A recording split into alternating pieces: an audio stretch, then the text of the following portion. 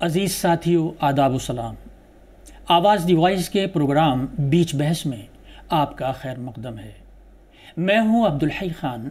हमारा आज का मौजू है G20 की क़यादत और हिंदुस्तान की कामयाबियाँ। नाज़रीन, गुज़श्ता हफ्ते एक साल तक हिंदुस्तान की क़यादत में चलने वाले G20 प्रोग्रामों में 60 से ज़ायद शहरों में 33 मौज़ूआत पर मुबाहिसों में 1 लाख गैर मुल्की शुरका ने शिरकत की। उनका ताल्लुक़ तालीम, समाजी खिदमत, माशियात, कारोबार, साइंस, टेक्नोलॉजी वगैरह के शोबों से था। काफ़ी बड़े पैमाने पर आलमी रहनुमाओं की शिरकत की वजह से हिंदुस्तान ने उसको अवामी इजलास कहा। इस अहम कॉन्फ्रेंस में माशी मसाइल के साथ साथ माहौलियात की तब्दीली, यकसा तरक्की, सेहत, तवानाई, बदउनवानी मुखालिफ उमूर पर गौर किया गया। हिंदुस्तान की लीडरशिप में G20 के सरबराही इजलास में दुनिया को बदलने का एक ही प्लेटफॉर्म पर अज़्म किया गया और मुश्तरका एलानिये को इत्तिफाक़ राय से मंजूर किया गया। हिंदुस्तान की सबसे बड़ी कामयाबी यही रही कि उसने दुनिया के हर कोने को आपस में जोड़ा और मौजूदा दौर की तरजीहात और चैलेंजों की तरफ उनकी तवज्जो मबज़ूल कराई और छोटे व बड़े मुल्कों के दरमियान तनाज़ात को अपनी हुदूद में रखते हुए दुनिया को दरपेश मसाइल पर इत्तिफाक़ राय पैदा करने की कोशिश की, जो कामयाब रही। नाज़रीन, आज इसी मौजू पर तफसील से बात करने के लिए हमारे साथ आवाज़ डिवाइस के प्लेटफॉर्म पर खुसूसी मेहमान डॉक्टर ज़ाकिर हुसैन साहब मौजूद हैं, जो बैनुल-अक़वामी ख़ारजा पॉलिसी, माशी उमूर और मुख्तलिफ़ मुल्कों के दरमियान अहमियत के हामिल ताल्लुक़ात के माहिर हैं। अमरीका, चीन, सऊदी अरब, मुत्तहिदा अरब इमारात, कुवैत और शाम समेत मुतअद्दिद मुल्कों की दावत पर दौरे भी कर चुके हैं। Indian council of world affair से भी वाबस्ता रहे हैं। मुताल्लिक़ा मौज़ूआत पर उन्होंने 200 से ज़ायद तहक़ीक़ी मक़ाले और कई किताबें तहरीर की हैं। डॉक्टर ज़ाकिर हुसैन साहब, आपका हमारे इस प्रोग्राम में खैर मक़दम है। शुक्रिया। डॉक्टर साहब, जैसा कि आपको मालूम है, G20 बहुत बड़ी तंजीम, बहुत बड़ा काम और क़यादत हिंदुस्तान के हाथों में। चुनांचे पूरे साल हिंदुस्तान ने अपने तौर पर इसके लिए बेदारी पैदा की अपने अवाम में, और फिर उसके बाद ये कोशिश की कि दुनिया को किन मसाइल का सामना है और किन ज़रूरी चीज़ों की ज़रूरत है, किन चीज़ों की ज़रूरत है। उसी के पेश नज़र हिंदुस्तान के जहन में जो था तरक्की पजीर और तरक्की याफ्ता ममालिक को साथ लेकर चलने का और आवाम की ज़रूरियात को पूरा करने का, तो जो फ़ैसले G20 के प्लेटफॉर्म से हुए हैं, आप उनको किस नज़र से देखते हैं? शुक्रिया मुझे इस बहुत ही अहम मुद्दे पर बुलाने के लिए। सबसे पहले तो मैं अपने प्राइम मिनिस्टर, अपने देशवासियों और पूरी दुनिया को मुबारकबाद देना चाहता हूं कि एक ऐसा प्लेटफॉर्म जो कि बटा हुआ था कि क्या इसका फ्यूचर होगा, क्या उसका भविष्य होगा, कोई एक कम्युनिटी निकल पाएगा या नहीं निकल पाएगा, वहाँ से वो ऊपर उठा और पूरी दुनिया को एक साथ मिलाया। जो प्राइम मिनिस्टर ने कहा कि ट्रस्ट डिफिसिट होगा, वो ख़त्म हुआ।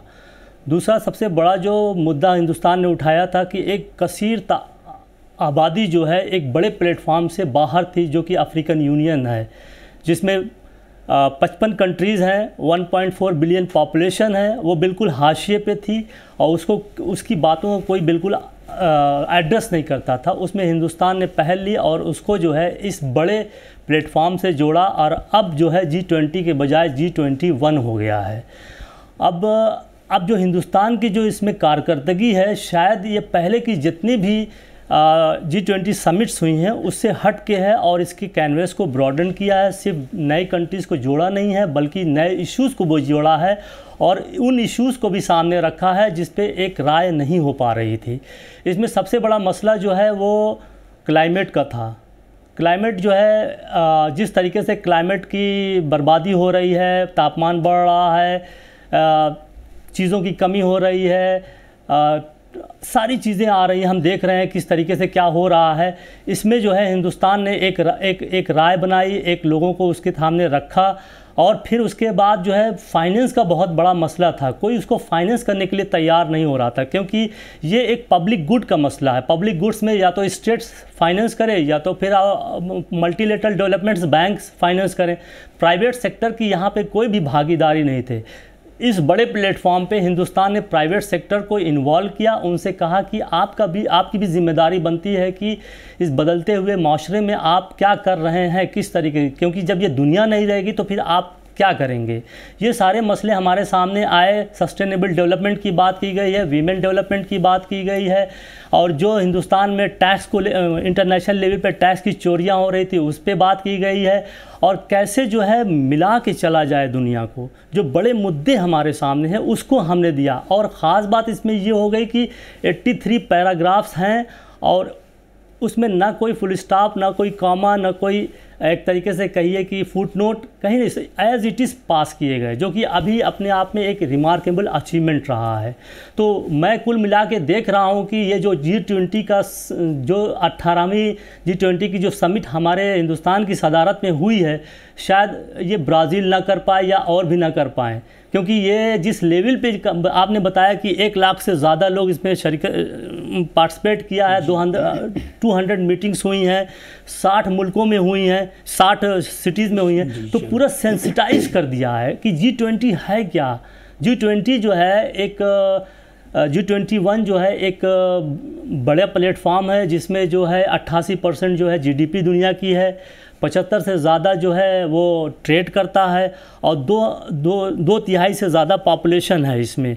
और अफ्रीका के जुड़ने के बाद जो है 5 अरब 40 करोड़ की पॉपुलेशन हो गई है। तो इतना बड़ा प्लेटफॉर्म और इतनी बड़ी प्रॉब्लम को हिंदुस्तान जो है यहाँ पर ला के न्यू दिल्ली में सबको इकट्ठा करके जिस तरीके से एक कंसेंसस डेवलप किया, ट्रस्ट डिफिसिट ख़त्म किया, वो अपने आप में मेरी नज़र में बहुत ही बड़ा अचीवमेंट है, और इसको हमें जो है प्राउड फील करना चाहिए।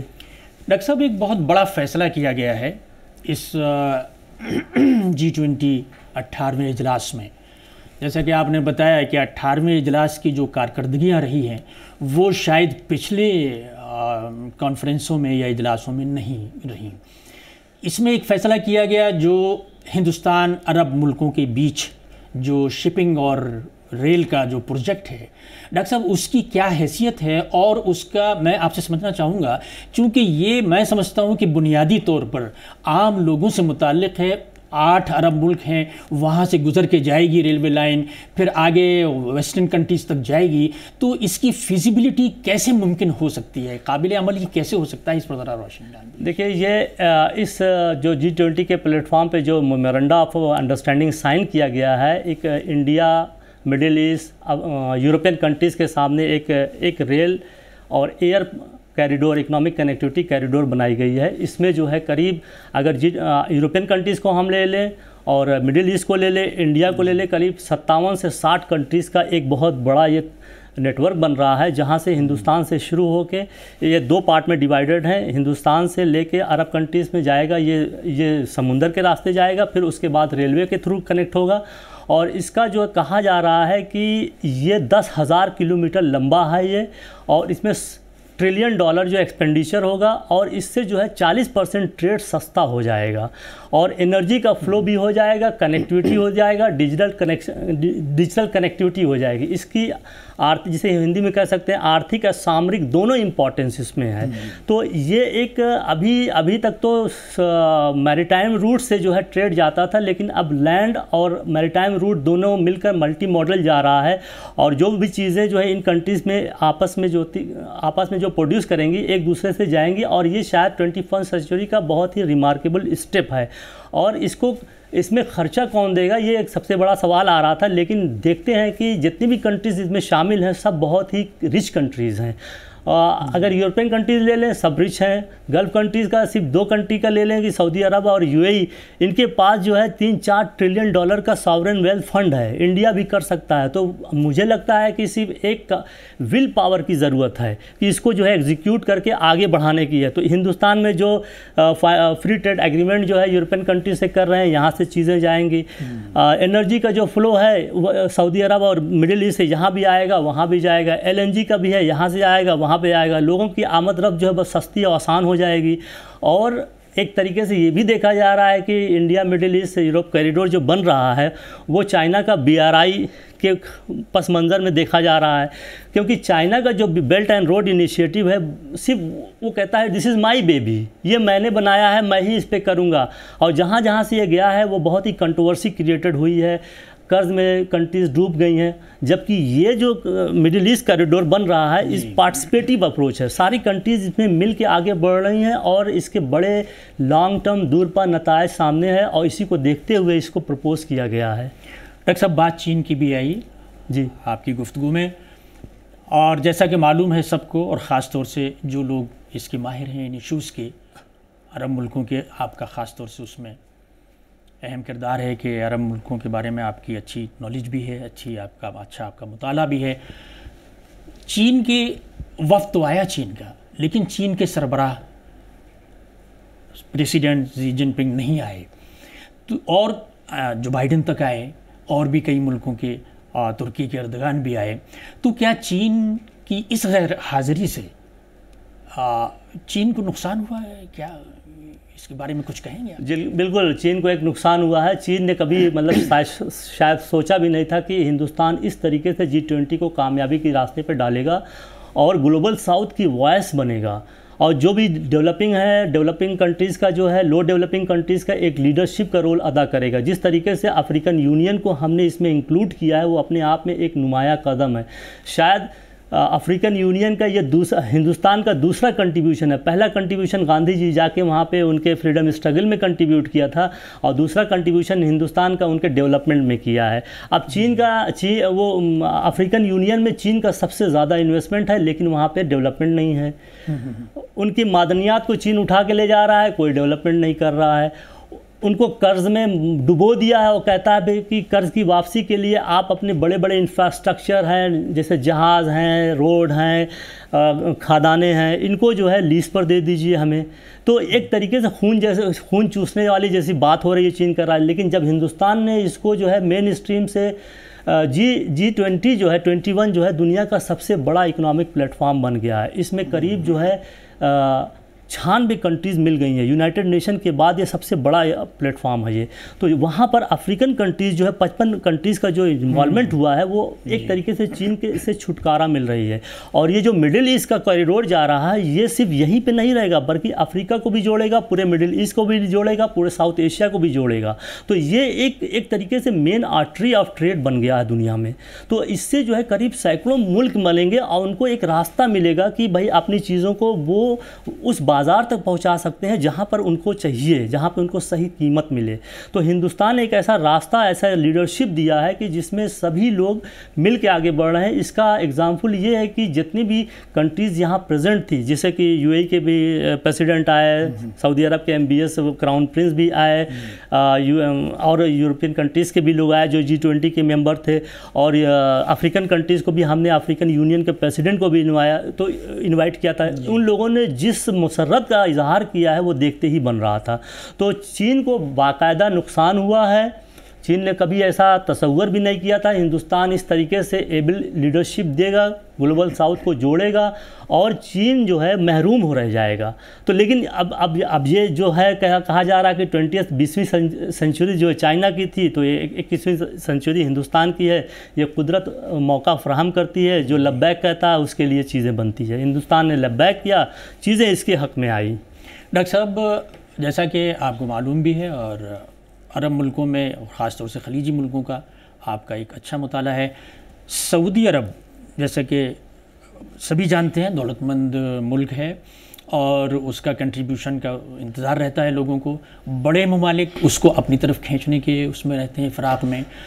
तो इस माहौल में हिंदुस्तान और सऊदी अरब के ताल्लुकात को आप कैसा देखते हैं? देखिए, ऐसा हुआ था जब चाइना ने सऊदी अरब और ईरान में जब निगोशिएशन कराया, पीस डील कराई, और चाइना जो है मिडिल ईस्ट में सबसे लार्जेस्ट ट्रेडिंग पार्टनर है, $500 बिलियन का ट्रेड करता है। वो सऊदी अरबिया से खुद जो है सऊदी अरबिया से $200 बिलियन करता है। और इन्वेस्टमेंट उसका $200 बिलियन है। तो ऐसा लग रहा था कि, और साथ ही साथ हम ये देख रहे थे अमेरिका वहाँ से हट रहा है, उसकी जो है प्रायोरिटीज़ जो है कहीं और इंडो पैसिफिक पे आ रही है, कहीं और जा रही है। तो चाइना का जो है स्ट्रेटजिक फुटप्रिंट जो है वो बढ़ता चला जा रहा है।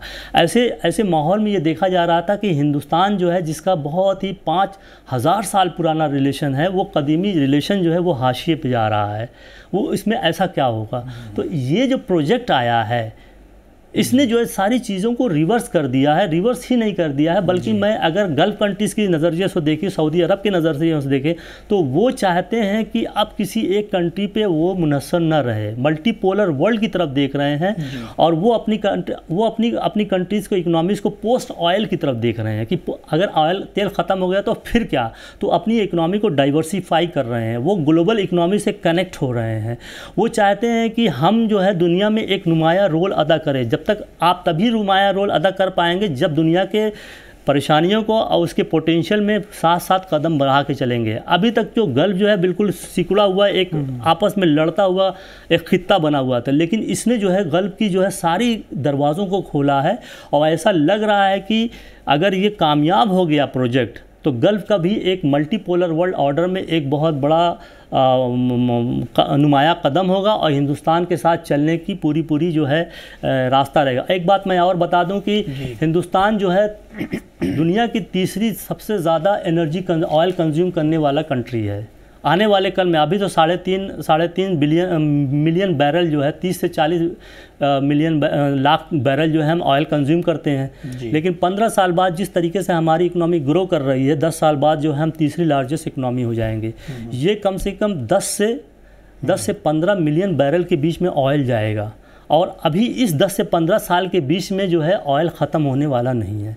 तो सऊदी अरबिया इतनी बड़ी मार्केट को कैसे इग्नोर कर सकता है?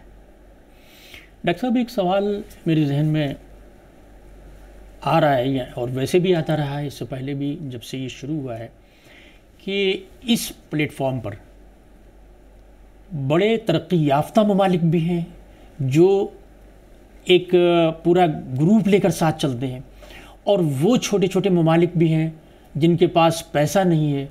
तो छोटे ममालिक और बड़े ममालिक दो हैं साथ साथ। तो आप क्या समझते हैं कि ये एक दूसरे के साथ कितनी दूर तक जाएंगे? इनको कोई दिक्कतें तो माली तौर पर तो नहीं आएंगी, फंडिंग तो इनके पास है नहीं, पैसा इतना ज़्यादा है नहीं। तो क्या मतलब ये बड़े ममालिक जो जिन्हें हम तरक्की याफ्ता कहते हैं, डेवलप्ड कहते हैं, और एक डेवलपिंग है और एक जो है बहुत ही पसमानदा किस्म के हैं जिनके पास खाने के लिए भी नहीं है, तो इनको साथ लेकर और एक स्टेबल माहौल देने के लिए मुस्तहकम, मतलब क्या ऐसा मुमकिन हो सकेगा फ्यूचर? देखिए, ये आपका बहुत ही अच्छा सवाल है। इस पे लोगों को यही विचार है कि ये क्या वेस्ट जो है तैयार होगा हमारे लिए? जो डेवलप कंट्रीज़ हैं, जो पसमानदा मुल्क हैं, उनको देने के लिए तैयार हुआ है? अगर देखा जाए तो सारी दौलत ये लूट के वही ले जा रहे हैं यहाँ से, और रिटर्न कुछ नहीं दे रहे हैं।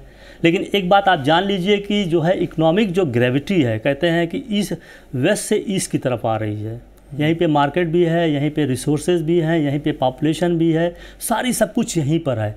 तो अब ये निगोशिएटिंग पॉइंट पे आया है। पहली बार हिंदुस्तान ने इस चीज़ को नुमाया किया है और एक ग्लोबल प्लेटफॉर्म पे रखा है कि आप जो हैं छोटी कंट्री हों, कम पॉपुलेशन है, लेकिन सारे रिसोर्स पे आप काबिज़ हैं। चाहे वो इमिशन की बात कर ले, जो है पोल्यूशन की बात, 80% आप ही के यहाँ से आया हुआ है और उसकी उगाही हमसे कराना चाहते हैं। तो अब वक्त चेंज हो रहा है। अगर आपको अपनी पोजीशन मेंटेन करना है तो हमसे मिलकर चलना पड़ेगा। हमारे यहाँ रोज़गार नहीं है, स्किल नहीं है, अपनी चीज़ों को एक्सप्लॉइट करने की कोई क्षमता नहीं है, हेल्थ की प्रॉब्लम है। और क्या कहते हैं कि अभी आप रशिया और यूक्रेन की लड़ाई हो गई, उसमें सारी तरीके की प्रॉब्लम्स आ गई, पानी की कमी हो गई, क्या कहते हैं कि खाने की कमी हो गई, सप्लाई चेन डिस्टर्ब हो गया, इन्फ्लेशन बढ़ गया, फ्यूल की प्राइस बढ़ गई। इसका सबसे ज़्यादा भुक्तभोगी जो है ये पसमानदा मुल्क हुए। आपके पास पैसे हैं, आपने मैनेज कर लिया, हम क्या करें? जबकि देखिए आप, रूस और यूक्रेन जो है सबसे बड़ा जो है वीट प्रोड्यूसर है और अफ्रीकन कंट्रीज़ को सप्लाई करता था, वहाँ पे तो भुखमरी फैल गई। ऑलरेडी वो मड कुकीज़ खा रहे थे, अब क्या खा रहे होंगे पता नहीं, अल्लाह जाने। लेकिन अब वेस्ट को ये समझना पड़ेगा कि दो ही चीज़ होती है दुनिया में जो लोगों को मजबूर करती है, या तो ज़रूरत या तो मजबूरी। अब वेस्ट के सामने दोनों चीज़ें नहीं है। अब उसको ज़रूरत पसमानदा मुल्कों की है और मजबूरी भी इन्हीं का कॉपरेशन ज़रूरी है। तो कहीं ना कहीं जो है ये G20 का जो प्लेटफॉर्म आया है हिंदुस्तान ने और प्राइम मिनिस्टर मोदी जी ने जो रखा है सामने, ये दुनिया को झकझोर दिया है एक तरीके से। अगर हम जो है न्यू दिल्ली लीडर्स डिक्लेरेशन देखें ड्राफ्ट, उसमें सारी चीज़ें बहुत ही 3 चीज़ों का नुमाया तरीके से, हमारी क्या प्रॉब्लम्स हैं दुनिया में जी, इसको रिजॉल्व करने की क्या टेक्निक्स होनी चाहिए, क्या मेथड्स होने चाहिए, और फ्यूचर में क्या होना चाहिए। जो कॉन्सेप्ट दिया गया है 1 अर्थ 1 फैमिली 1 फ्यूचर, एक ज़मीन एक परिवार, अगर एक ज़मीन है तो एक परिवार है, लामहला हो जाएगा। अगर एक परिवार है तो उसका फ्यूचर क्या होगा हमको फैसला करना पड़ेगा, वासुदेव कुटुंबकम। तो ये वेस्ट को समझना नहीं है, बल्कि अब वेस्ट इसको जान गया है। ये जो मिडिल ईस्ट का कॉरिडोर का प्रोपोजिशन है, ये वेस्ट, इसमें अमेरिका पेश है, तो ये जान रहा है कि कहाँ से क्या आ रहा है, हमको क्या करना। अब हमारी बार्गेनिंग यूनिटी मेंटेन रखना चाहिए। वॉइस ऑफ द साउथ जो है, ग्लोबल साउथ की वॉइस जो है, इसमें एक यूनिटी होना चाहिए। ये एक बड़ा मसला हमारे सामने है और इसमें भारत एक लीड रोल लेगा, क्योंकि G20 से पहले भारत ने एक पहले ही voice of the global south summit किया था जनवरी में। उसमें जो है 125 मुल्क शामिल हुए थे वर्चुअली, और उसमें उनकी प्रॉब्लम को समझा था कि G20 जो है इतना बड़ा प्लेटफॉर्म है, दुनिया की 80% उनके पास जो है GDP है, 75% ट्रेड करते हैं, 2/3 जो पॉपुलेशन 2/3 जो है पॉपुलेशन है, तो ये आपकी बात ही नहीं करता, आपकी क्या प्रॉब्लम है। तो ये जो समिट किया था हिंदुस्तान ने, बिल्कुल नई चीज़ किया था, अभी तक किसी ने सोचा भी नहीं था। तो उसमें उनकी सारी ज़रूरतों को पूछा, समझा और कहा कि हम इसको, अब उसमें सारी जो कॉमन प्रॉब्लम्स थी वो क्लाइमेट चेंज की है। क्लाइमेट चेंज में सबसे बड़ी प्रॉब्लम क्या है, एक तो फाइनेंस नहीं दे रहा है, दूसरे जो है लो कॉस्ट टेक्नोलॉजी नहीं दे रहे हैं। तो हम कैसे इम्प्लीमेंट करेंगे भाई, हम तो वही चीज़ें इस्तेमाल करेंगे जो हमारे पास अवेलेबल हैं। आप कहते हैं कि आप जो है वो जलाइए मत, खाना उससे पकाइए LPG से, हमारे पास पैसे नहीं हैं। आप कहते हैं क्लीन टेक्नोलॉजी ले लाइए, हमारे पास टेक्नोलॉजी नहीं है। तो ये उनकी एक दोहरी नीति जो सामने आ रही है, एक्सपोज हो गई पूरी दुनिया में। तो अगर वो इंसान हैं जी, मैं तो कई मुल्क घूम चुका हूँ, तो मुझे ताज्जुब होता है कि एक इंसान जो है वेस्ट का इतना खाता है कि यहाँ का मैसर भी नहीं है। तो अगर वो इंसान हैं और एक दुनिया में रहना चाहते हैं, एक फैमिली का तस्वर है, तो एक फ्यूचर बिल्डअप करने में उनको सामने आना, साथ में मिलकर चलना पड़ेगा। अब वो कॉलोनिज़म, अब देखिए कर्ज़े की बात जहाँ तक आती है, 300 ट्रिलियन से ज़्यादा उन्होंने कर्ज़ा दे रखा है, और डेली जो है डेवलपिंग कंट्रीज़ 232 मिलियन डेली जो है वो सूद दे रही हैं। डेली अगर देखा जाए सूद दे रही हैं, और उस सूद का आप अब अपने कर्ज़े को बचाने के लिए कर्ज़ा ले रहे हैं। वो एक साइकिल में फंस गए, उनकी समझ ही नहीं आ रहा है क्या करें। अफ्रीकन कंट्रीज, श्रीलंका का क्या हाल हुआ, इथोपिया का हुआ, जाम्बिया का हुआ, कीनिया का हुआ, इन सब के मसले को हिंदुस्तान ने सामने रखा। 4 कंट्रीज़ के, ऐसे सभी कंट्रीज, दर्जनों कंट्रीज इसमें फंसी हुई हैं। तो ऐसे माहौल में जो है वेस्ट कैसे अपने को सिविलाइज वर्ल्ड कह सकता है, कैसे नसीहत कर सकता है। तो एक तरीके से जो है फाइनेंशियल कोलिज्म फैला रखा, क्योंकि उनके पास बहुत साहूकार हो गए पूरी दुनिया के, पैसा है, अब क्या करें, कर्जा दो, उनका खून चूसो। तो ये एक फाइनेंशियल कोलोनिज्म का दौर चल रहा है। इसको हिंदुस्तान ने बहुत बड़ा कदम उठाया, बहुत ही जिगरे का कदम है ये। डॉक्टर साहब, इस इजलास को मुनक़िद करने में हिंदुस्तान की एक कोशिश रही है कि इसको सिफारती और सरकारी बनाने के साथ साथ इसको अवामी भी बनाया जाए, मतलब अवाम का इन्वॉल्वमेंट भी इसमें ज़्यादा से ज़्यादा रखा जाए। आप क्या समझते हैं कि कितना इसमें कामयाब रहे हिंदुस्तानी रहनुमा? देखिए, G20 की जो प्रॉब्लम्स हाईलाइट की गई हैं उसमें इन्वायरमेंट है, टेम्परेचर बढ़ रहा है। हमसे कहा जा रहा है कि 2050 तक टेम्परेचर 1.2 और 2% के बीच में होना चाहिए, लेकिन अभी स्टडी कर रही है वो ऑलरेडी 2% हो गया, जिससे ग्लोबल वार्मिंग बढ़ रही है, समुंदर का लेवल बढ़ रहा है, बर्फ़ पिघलने लगी, समंदर का लेवल बढ़ गया, गर्मी बढ़ गई। आप देख सकते हैं गर्मी बढ़ने से क्या हाल हो रहा है, लोग जो है AC वगैरह चला रहे, उससे और बढ़ रहा है। दूसरा जो है कर्ज़ का मसला हो गया है। तीसरा जो है औरतों का मसला हो गया कि आधी आबादी का कोई जिक्र ही नहीं होता, जबकि उसका बहुत बड़ा रोल है। और G20 में हिंदुस्तान ने एक एजेंडा ये भी रखा था, कैसे जो है डेवलपमेंट का ग्रोथ जो है वीमेन लेड किया जाए। तो अगर हम इसको देखें, हिंदुस्तान ने 2-3 चीज़ें प्रपोज़ की हैं। नंबर एक जो है ग्लोबल बायोफ्यूल का कंसेप्ट दिया है उसमें कि हम बायोफ्यूल ये है कि इथेनॉल 20% जो है अपने पेट्रोल में हम 20% इथेनॉल मिलाएंगे। इथेनॉल क्या होता है, ये कॉर्न गन्ना का वो मोलेसेस जो होता है उसका रस, और क्या कहते हैं पाम ऑयल का जो ऑयल है उससे जो है फ्यूल बना के उसमें डालेंगे तो पोल्यूशन कम होगा। ये 20%, इससे अच्छा खासा जो है ये कम हो जाएगा। दूसरा तरफ हमने देखा है कि फाइनेंस के लिए जो इस रिपोर्ट में पहली बार एस्टिमेट किया गया है करीब 80 ट्रिलियन डॉलर 2050 के जो एजेंडे हैं कि 2% से ज़्यादा 1.5% से 2% से ज़्यादा टेम्परेचर बढ़ने ना पाए, 80 ट्रिलियन डॉलर जो है डेवलप कंट्रीज़ को डेवलपिंग को देना पड़ेगा। और क्लाइमेट कंट्रोल मेजर्स जो लगाना है जैसे कि लो टेक्नोलॉजी होना चाहिए सब सारी चीज़ें 2030 तक उनको हर साल जो है 5 से 6 ट्रिलियन डॉलर देना पड़ेगा जी। तो ये इतना फाइनेंस आएगा कहाँ?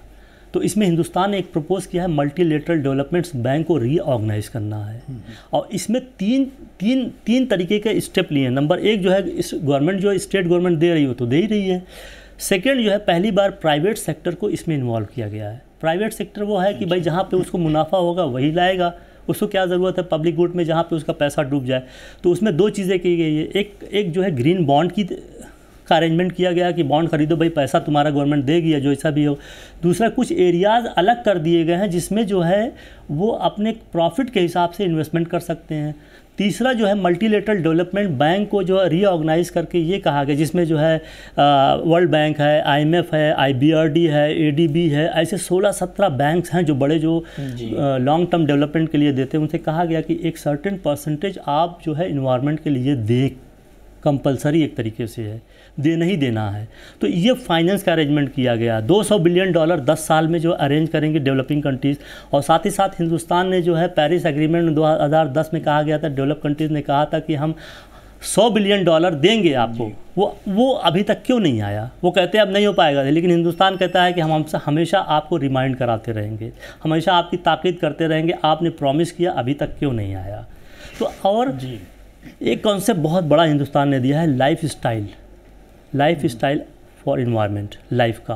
तो उसमें ये कहा गया है कि आप अपनी तर्ज ज़िंदगी को बदल दीजिए। पहले जो है ये ज़्यादा तेल इस्तेमाल करते थे तो कम कर दीजिए। जैसे आप जो है लिफ्ट से जा रहे हैं तो आप सीढ़ी का इस्तेमाल कर लीजिए। आपके वार्डरोब में 50 कमीज़ें हैं तो आप 4 पे मतलब कनात कर लीजिए। तो ये जो कंसेप्ट है इसको हिंदुस्तान की पूरी आबादी लगभग 14 से 15% है दुनिया की। 60 सिटीज़ में 200 बैठकें हुई और उसमें ये मुद्दा जो है घर घर पहुंच गया। ऐसे वाइड स्केल पे कभी भी दुनिया में G20 का प्रोपगेशन नहीं हुआ था। और उसमें सारे मुद्दों को सामने लाया गया। उसमें कहा कि आपकी हेल्थ की इशू बहुत ज़रूरी है, एजुकेशन है, स्किल है, साइबर क्राइम है, क्रिप्टो करेंसी है, औरतों के हुकूक की बात की गई है, वो क्यों ना सामने आए। तो आप कहीं भी अभी हिंदुस्तान में जाके पूछ लीजिए तो वो इसके बारे में बताएंगे। दूसरी तरफ ये है कि अफ्रीकन यूनियन जो सबसे पिछड़ा हुआ मुल्क था, जिसे डार्क कॉन्टिनेंट भी कहा जाता था, उसको भी सामने लाए। तो वहाँ की भी हर लीडर, हर पब्लिक जो है टेलीविज़न से चिपकी हुई थी, क्या फ़ैसला हमारे बारे में हो रहा है। तो ये सारी चीज़ें वहाँ भी पहुँच गई। तो इस लेवल पर कभी हुआ ही नहीं। जैसा कि ये मतलब जब ये मैं अपना हैंड ओवर कर रहे थे ब्राज़ील के, जी उन्होंने कहा, मैं तो माफ़ कीजिएगा, मैं यही सवाल पूछने वाला था कि अब मुस्तकबिल में, अब G20 का मुस्तकबिल आप क्या देखते हैं? देखिए, G20 का मुस्तकबिल और बढ़ गया है, इसकी इम्पोर्टेंस को लोगों ने रिकॉग्नाइज़ किया है। अब इससे मुकरना उनके लिए ये मतलब है कि G20 को फ्लॉप कर देना। ये जो मुद्दे हमने उठाए हैं ये हमारी ज़िंदगी से रिलेटेड है, ना किसी सिद्धांत से है, ना इंटरेस्ट से है। जहाँ पे ज़िंदगी का मसला आ जाए वहाँ पे कोई सिद्धांत नहीं है। अगर हम जिंदा है तो ज़मीन है, ज़मीन है तो हम जिंदा हैं। अगर इसको आगे नहीं बढ़ाया गया तो G20 अपनी इम्पोर्टेंस, अपनी रिलेवेंस को खो देगी। और इसी इजलास में जो है ब्राज़ील के प्रेसिडेंट ने कहा कि भाई हम इस लेवल पे नहीं कर पाएंगे जिस लेवल पे हिंदुस्तान ने, प्राइम मिनिस्टर मोदी ने सेंसिटाइज़ किया है, मुद्दों को उठाया है। और ख़ास बात जो डिवीज़न थी रशिया और US में, चाइना और उसमें, ये ख़त्म हुआ। बाली में बड़ा मसला आ गया था। तो ये एक एफिशिएंट डिप्लोमेसी एक मसला था, एफिशिएंट डिप्लोमेसी को इस्तेमाल करना। दूसरा जो है मुद्दों को सामने रखना कि भाई कहाँ तो लड़ोगे, कहाँ जाओगे, दुनिया तो ख़त्म हो रही है। कितने लोग चांद पे जाएंगे। तो ये एक बहुत ऐसे पॉइंट पे ला के रोका है हिंदुस्तान ने जहाँ पे करो या मरो जैसी स्थिति आ गई है दुनिया में। डॉक्टर साहब बहुत बहुत शुक्रिया। नाजरीन, हमारे साथ बातचीत कर रहे थे डॉक्टर जाकिर हुसैन साहब, G20 और हिंदुस्तान की कामयाबियाँ। हमारा आज का मौजू ये था। अगले हफ्ते हम फिर मिलेंगे किसी नई मौजू के साथ। उस वक्त तक के लिए खुदा हाफिज़।